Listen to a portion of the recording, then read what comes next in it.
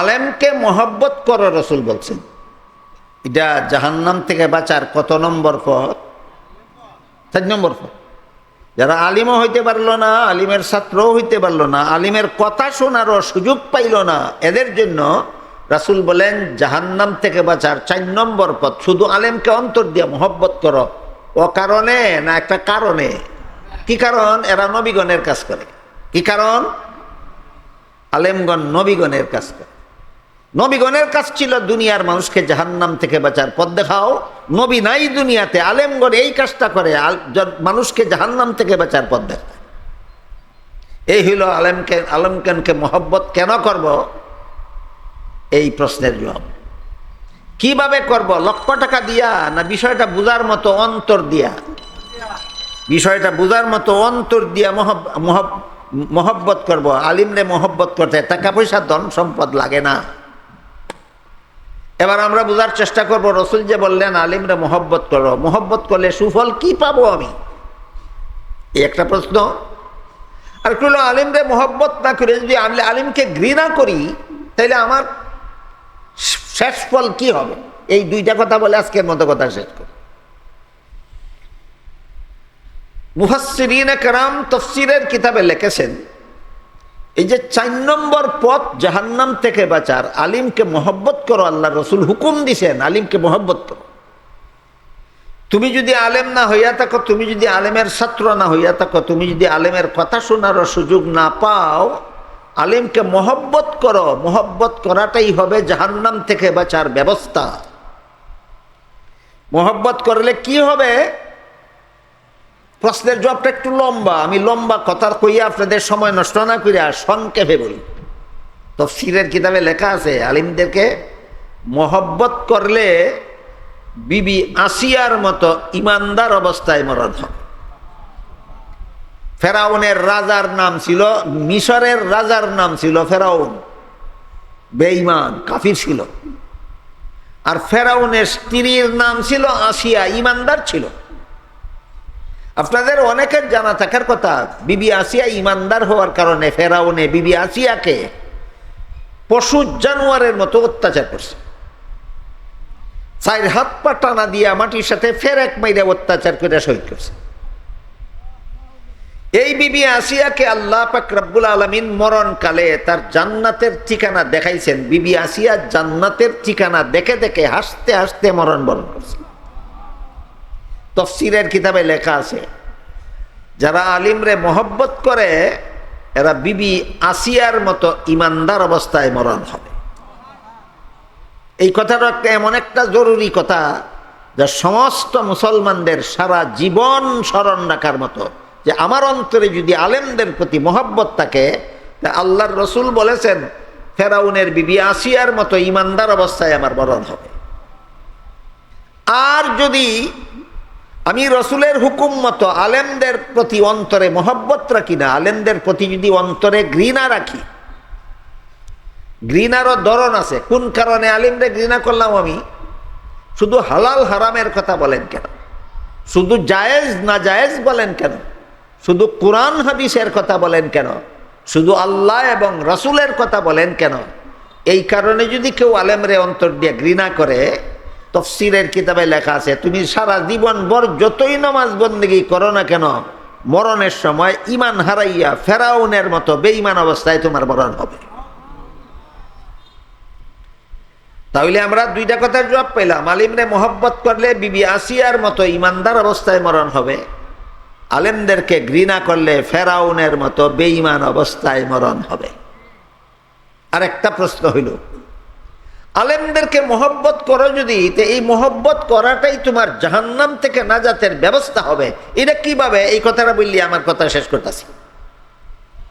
হাদিস শরীফে রাসূল করিম সাল্লাল্লাহু আলাইহি ওয়াসাল্লাম বলেন, হাসরের মাঠে যখন সারা দুনিয়ার সমস্ত মানুষ জীবিত হয়ে দাঁড়াবে, বিশ্বাস হয় আপনারা? আর সমস্ত মানুষ জীবিত হয়ে হাসরের মাঠে দাঁড়াতে হবে জীবনের সকল কাজের হিসাব দেওয়ার। সেই দিন আল্লাহ আলেমগণকে হাসরের মাঠে আলেমগণকে বলবেন, আলেমরা তোমরা জগতের অন্য সকল মানুষ থেকে আলাদা হয়ে আলাদা কাতারে দাঁড়াও। আলেমগণ যখন আল্লাহর হুকুমে জগতের অন্য সকল মানুষের কাতার থেকে আলাদা হয়ে যখন আলাদা কাতারে দাঁড়াবেন, আল্লাহর রাসূল বলেন তখন আল্লাহ আসরের মাঠে আলেমদেরকে বলবেন, আলেমরা আমি দুনিয়াতে তোমাদেরকে আলেম হওয়ার সৌভাগ্য দান করেছিলাম জাহান্নামের আগুন দিয়ে জ্বালাবার জন্য নয়, তোমরা জান্নাতে চলে যাও। এখানে একটা প্রশ্ন আছে। রাসূল বলছেন আলেমগণকে আল্লাহ হাসরের মাঠে বলবেন তোমরা জান্নাতে যাও, তোমরা জান্নাতে যাও, তোমরা জান্নাতে যাও। আলেম হইলেই যদি জান্নাতে যাওয়া যায় তাইলে আলেমদের আর নামাজ রোজা করার কি দরকার? এই প্রশ্ন।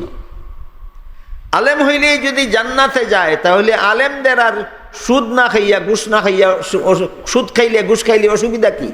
আলেমগণ মদ খাইলে গাঞ্জা খাইলে অসুবিধা কি? আলেমগণ দুর্নীতি জালিয়াতি করে অসুবিধা কি? আল্লাহ রাসূল বলছেন আলেমরা জান্নাতে যাবে। এই প্রশ্নের জবাব হইল আলেম দুই প্রকার। আলেম দুই প্রকার। এক প্রকার আলেম সমাজের দৃষ্টিতে আলেম হয়, আরেক প্রকার আলেম আল্লাহর দৃষ্টিতে আলেম হয়। এই কথাটাও সারা জীবন আপনাদের মনে রাখার কথা। আলেম কত প্রকার? দুই প্রকার। এক প্রকার আলেম সমাজের দৃষ্টিতে আলেম, আরেক প্রকার আল্লাহর দৃষ্টিতে আলেম। আমরা বোঝার চেষ্টা করি সমাজের দৃষ্টিতে আলেমকে আর আল্লাহর দৃষ্টিতে আলেমকে। সমাজের দৃষ্টিতে আলেম হইলেন তারা যারা কোরআন হাদিসের এলেম শিখেছেন, তাদেরকেই সমাজে আলেম কয়। যে কোনো মাদ্রাসাত লেখাপড়া করিয়া শেষ পরীক্ষা দিয়া পাস করলেই সমাজের মানুষে আলেম কয়।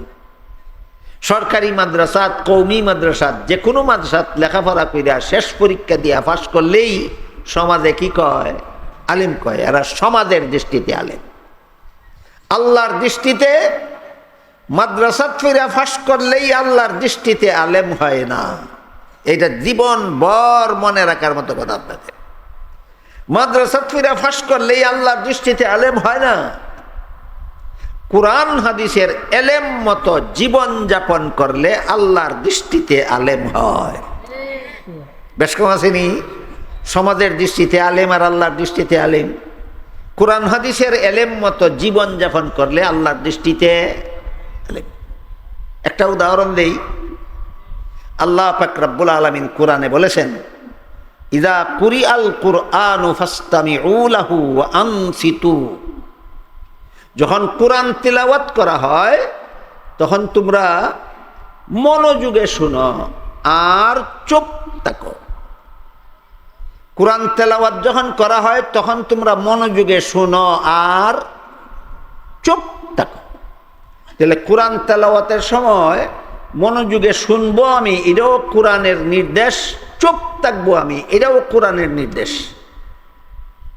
এখন যদি আমি সুললিত কণ্ঠে কোরআন তেলাওয়াত করি, হ্যাঁ কোরআন তেলাওয়াতের সুললিত কণ্ঠ এটা প্রশংসনীয়। কোরআন তেলাওয়াত মধুর সুরে, যারে আল্লাহ যে পরিমাণ সুর দিছে এই পরিমাণ সুরে কোরআন তেলাওয়াত করার কথা হুকুম করছেন আল্লাহ রাসূল। আর একজনের সুর নকল করিয়া না, আমারে আল্লাহ যেটুকু দিছে, হ্যাঁ হ্যাঁ, আর একজনের সুর নকল করে, এটা নকল, এটা ডিজিটাল, অরিজিনাল না। আল্লাহ কি বলছেন? কোরআন তিলাওয়াত যখন হয় তখন মনোযোগে শুনো আর চুপ থাকো। কাজেই কোরআন যখন সুন্দর সুরে যখন কোরআন তেলাওয়াত করা হয়, আর আপনারা যদি কোরআনের তেলাওয়াত শুনে সুবহানাল্লাহ সুবহানাল্লাহ আল্লাহু আকবার আল্লাহু আকবার বলেন, চুপ থাকা হইল, চুপ থাকা হইল। আল্লাহ বলছেন কোরআন যখন তিলাওয়াত করা হয় তখন তোমরা সুবহানাল্লাহ সুবহানাল্লাহ কইও, আল্লাহু আকবার আল্লাহু আকবার কইও না, চুপ থাকো।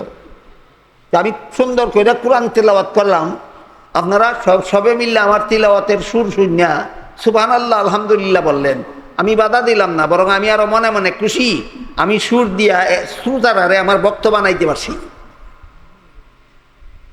আমার মতো বক্তারে আল্লাহ কি কইছিলেন আর আমি কি করলাম?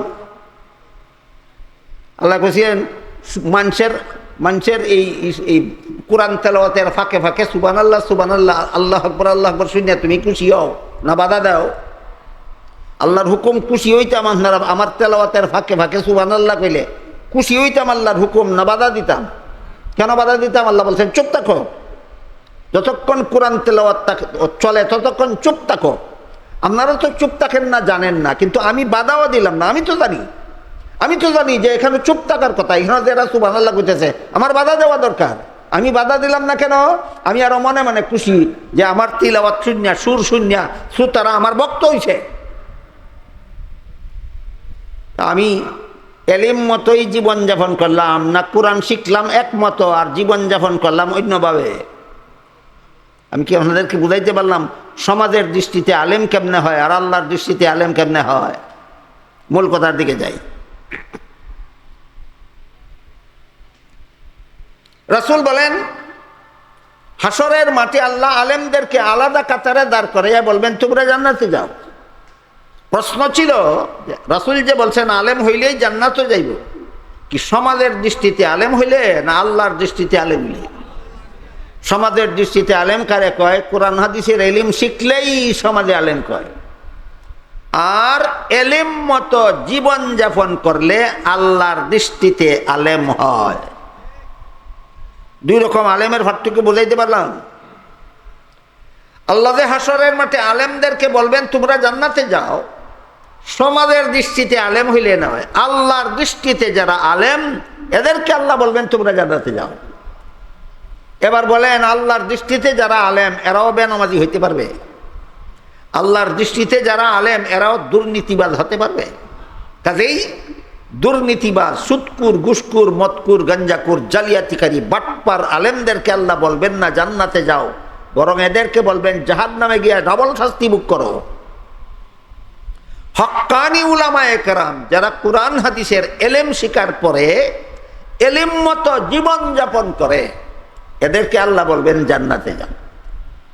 রাসূল বলেন আল্লাহর হুকুমে আলেমগঞ্জ যখন হাসরের মাঠ থেকে জান্নাতের পথে রওনা হবে, সেই জান্নাতের পথের পাশে কিছু গুনাহগার মুসলমান দাঁড়াইয়া থাকবে। এরা আলেমও না, গুনাহগারও। এক একজন গুনাহগার মুসলমানে জান্নাতে যাওয়ার পথে পিছন থেকে এক একজন আলেমকে ডাকবে, হুজুর আপনি তো জান্নাতে চলে যাচ্ছেন, আমার একটা দুঃখের কথা শুনে যান। কি তোমার দুঃখ? কইব আমার গুনার কারণে আল্লাহ আমার হুকুম দিয়া দিছে জাহান্নামে যাইতাম, কিন্তু দুনিয়াতে আমি আপনাকে মহব্বত করতাম। আইসেনি 4 নম্বর কথাটা। রাসূল 4 নম্বর পথ কি বলছিলেন? আলেমকে মহব্বত করো। আল্লাহ রাসূল অন্য হাদিসে বলছেন আলেমগঞ্জ যখন জান্নাতে যাবেন, জান্নাতে যাওয়ার পথের পাশে কিছু গুনাহগার মুসলমান দাঁড়াইয়া থাকবে, পিছন থেকে ডেকে ডেকে বলবে আমার একটা দুঃখের কথা শুনে যান। কি দুঃখ? আল্লাহ আমার গুনার কারণে জাহান্নামে যাওয়ার হুকুম দিয়া দিছে, কিন্তু আমার একটা কথা আছে, দুনিয়াতে আমি আপনাদের মহব্বত করছি। আল্লাহ রাসূল বলেন দুনিয়াতে যে মহব্বত করছে কইব হাসরের মাঠে এক একজনে একটা কারণ দেখাইয়া প্রমাণ দিয়া কইব। একজনে কইব আমি আপনারে মহব্বত করতাম, এই কারণে 1 গ্লাস পানি পান করাইছিলাম। বলেন একজন সাধারণ মুসলমানে একজন আলিমরে 1 গ্লাস পানি পান করায় দুশ্মনির কারণে না মহব্বতের কারণে? এবার বলেন কত হাজার টাকা লাগে একজন আলিমরে 1 গ্লাস পানি পান করাইতে? কত হাজার টাকা লাগে? পরিষ্কার হয়ে গেল লক্ষ টাকার চুক্তি দিয়া আলেম মহব্বত হয় না। নবীগণের কাজ করেন এই মর্মে অন্তরে ভাব সৃষ্টি করলে মহব্বতের কাজ হয়। আল্লাহ রাসূল বলেন আরেকজন গুনাহগারে আরেকজন আলিমরে পিছনে দেখে কইব হুজুর আমিও তো আপনারে মহব্বত করতাম, আমারেও আল্লাহ গুনার কারণে জাহান্নামে যাওয়ার হুকুম দিয়া দিছে। হে যে মহব্বত করতে প্রমাণ দিতে গিয়া কইব আমি একদিন নামাজের সময় আপনারে 1 বদনা উজুর পানি পুকুর থেকে উঠাইয়া দিছিলাম। আপনার বাড়ির পুকুর থেকে 1 বদনা পানি উঠাইয়া নামাজের সময় একজন আলেমকে উজু করতে দিতে ক লাখ টাকা লাগে? হাদিসের দ্বারা পরিষ্কার হইল টাকা পয়সা ধন সম্পদ দিয়া আলেম মহব্বত হয় না, আলিমের মহব্বত অন্তর দিয়া হয়। কাজেই যে সমস্ত বক্তারা 50,000 টাকার চুক্তিতে ওয়াজ করতে যায়, লক্ষ টাকার চুক্তিতে ওয়াজ করতে যায়, মহব্বতের দুহাই দিয়া এরা দিনদার আলেম নয়, এরা দুনিয়াদার আলেম। দিনদার না দুনিয়াদার? এরা আপনাদেরকে জাহান্নাম থেকে বাঁচার পথ দেখাবার জন্য ওয়াজ করে না, এরা পকেট গরম করার জন্য ওয়াজ করে। এদের উদাহরণ হলো ফিউজ ব্যাটারির মতো। ফিউজ ব্যাটারি বুঝুন, যে ব্যাটারি জ্বললে শেষ আর জ্বলে না। ফিউজ ব্যাটারি কেমন? 1 লাখ টাকার চুক্তিতে আমি আসলাম আপনাদের মাহফিলে ওয়াজ করতে। কমিটি এই লাখ টাকা জোগাড় করতে প্রত্যেক বাড়িতে বাড়িতে ঘোরাফেরা কইরা চান্দা করছে। এরপরে আমারে বসাইয়া কানে কানে কইল, হুজুর বেনমাজিদের বিরুদ্ধে কিছু বলবেন না, আপনারা 1 লাখ টাকা পুরা করবার লাগি বেনমাজির কাছ থেকেও চান্দা আনছি। সুদকুরের বিরুদ্ধে কিছু বলবেন না, সুদকুরেরও চান্দা আনছি, নাহলে আপনার 1 লাখ টাকা দিতে পারবো না। ঘুষকুরের বিরুদ্ধে কিছু বলবেন না, চান্দা তার কাছ থেকে আনছি। মদকুরের বিরুদ্ধে কিছু বলবেন না, তার কাছ থেকেও চান্দা আনছি। গাঞ্জাকুরের বিরুদ্ধে কিছু বলবেন না, তার কাছ থেকেও চান্দা আনছি। বেপরদা মহিলার বিরুদ্ধে কিছু বলবেন না, চান্দা তার কাছ থেকেও আনছি। এখন যদি হেরার বিরুদ্ধে আপনি ওয়াজ করে দেন, এরকম আমরার বিরুদ্ধে ওয়াজ করবার লাগে চান্দা দিছি না, টাকা বিরোধ দাও। এখন না বেনামাজির বিরুদ্ধে কইতে পারে, এখন এই চুক্তিবাদী মোল্লায় না বেনামাজির বিরুদ্ধে কইতে পারে, না সুদকুরের বিরুদ্ধে কইতে পারে, না ঘুষকুরের বিরুদ্ধে কিছু কইতে পারে, না বেপরদার বিরুদ্ধে কিছু কইতে পারে, না গাঞ্জাকুরের বিরুদ্ধে কিছু কইতে পারে। এমন এমন বয়ান করে যেটা কোনো দুনিয়ার কোনো মানুষের গায়ে লাগে না। হয়তো তার বয়ান আসমানের 7 আসমানের উপরিদা যায়, নাহলে 7 জমিনের তলিদা যায়। এটা পাওয়ারফুল ব্যাটারি না পাওয়ারলেস ব্যাটারি? চুক্তিবাদী বক্তারা পাওয়ারলেস ব্যাটারি। হক কথা বলার মতো সৎসাহস অন্তরে থাকে না। বুঝে থাকলে বলেন, আলেমকে মোহব্বত করতে কত টাকা লাগে? না শুধু একটা অন্তরের দরকার, অন্তরের দরকার। রাসূল বলেন, আলেমদের জান্নাতে যাওয়ার পথে পিছন থেকে গুনাহগার মুসলমানেরা বলবে, আপনারা মোহব্বত করতাম, একজনে প্রমাণ দিয়া কইবে 1 গ্লাস পানি খাওয়াইছিলাম, না 1 লাখ টাকা দিছিলাম। আর একজনে প্রমাণ দিতে গিয়ে কইব 1 বদনা উজুর পানির ব্যবস্থা করে দিছিলাম। এগুলি টাকা পয়সা লাগে না, কিন্তু মোহব্বতের প্রমাণ। কিন্তু আজকে আমার গুনার কারণে আল্লাহ আমাকে জাহান্নামে যাওয়ার হুকুম দিয়া দিছেন। আল্লাহর রাসূল বলেন, আলেমগঞ্জ যাইতেছিলেন কোথায়? যার যার জান্নাতে। কিন্তু গুনাহগার মুসলমানদের মুখে এই কথা শুনিয়া তারা ভাববেন আমার জান্নাতে আমি পরে যাই, শেষ চেষ্টা করে দেখি নবীর উম্মতটাকে জাহান্নাম থেকে বাঁচানি যায় কিনা। এই চিন্তা করে আলেমগণ নিজেদের জান্নাতে যাওয়া বিরতি দিয়া দাঁড়াবেন। দাঁড়াই আল্লাহকে বলবেন, আল্লাহ তোমার এই গুনাহগার বন্দায় ঠিক হয়ে কইছে আমারে মোহব্বত করতো, এই জন্য 1 গ্লাস পানি পান করেছে। তোমার এই বন্দা আমারে মোহব্বত করতো, এই জন্য একদিন আমারে 1 বদনা উজুর পানির ব্যবস্থা করে দিছিল। তখন আল্লাহ বলবেন, হে আলেমরা শোনো, এদের গুনার কারণে আমি হুকুম দিছি জাহান্নামে যাইতো, কিন্তু তোমরা যেহেতু সাক্ষী দিছ, তোমরা মোহব্বত করতো, তোমাদের সাক্ষীর কারণে আমি এদেরকে মাফ করে দিলাম। আলেমরা তোমরাও জান্নাতে যাও, এদেরকে সাথে নিয়ে যাও। কত নম্বর ফতে? কত নম্বর? 4 নম্বর। রাসূল বলেন, এরপরে জাহান্নাম থেকে বাঁচার 5 নম্বর আর কোনো পথ নাই। আমি আপনাদের জিজ্ঞাসা করি, আলেমকে মোহব্বত করে 1 গ্লাস পানি পান করাইলে যদি আল্লাহ জাহান্নামে যাওয়ার হুকুম দেওয়ার পরেও মাফ করে দিবেন হাসরের মাঠে, আল্লাহ রাসূল বলে গেছেন, তাহলে যেই মাদ্রাসায় আলেম তৈরি হয়, এই মাদ্রাসায় 1 ব্যাগ সিমেন্ট দিলে, 1 মন রড দিলে, 1000 ইট দিলে, 1 গ্লাস পানির থেকে কম মূল্য দিল, অনেক বেশি। এটা কি পরকালে গুনাহগার মুসলমানের জাহান্নাম থেকে নাজাতের উসিলা হইতে পারে না? এই জন্য আমি আপনাদের কাছে আবেদন করলাম, যে মাদ্রাসার উদ্যোগে এই সবার আয়োজন হইল, আপনাদেরকে শুধু জাহান্নাম থেকে বাঁচার পথ দেখাবার জন্য, আপনারা এই মাদ্রাসায় যার যার তৌফিক মতো, যার যার সামর্থ্য অনুপাতে, যার যার সাধ্য মতো, যারা যা পারেন, যারা টাকা পারেন নগদ টাকা লেখাইয়া দেবেন, যারা ইট দিতে পারেন ইট লেখাইয়া দেবেন, যারা রড দিতে পারেন রড লেখাইয়া যাবেন, যারা সিমেন্ট দিতে পারেন সিমেন্ট লেখাইয়া যাবেন, যেন এই মাদ্রাসার মুতামিম এবং উস্তাদগণ কিয়ামতের দিন হাসরের মাঠে আপনাদের পক্ষে সাক্ষী দিতে পারেন, আল্লাহ তোমার গুনাহগার বান্দা নবীর ঘরের সবাই আইয়া নবীর ঘরও সাহায্য করে গেছে। রাজি আছেন নি আপনারা? আপনারা জিগান কে কত দিতে পারবা? আলহামদুলিল্লাহ, আমাদের সামনে আজকে মাহফিলের যিনি প্রধান অতিথি আপনাদের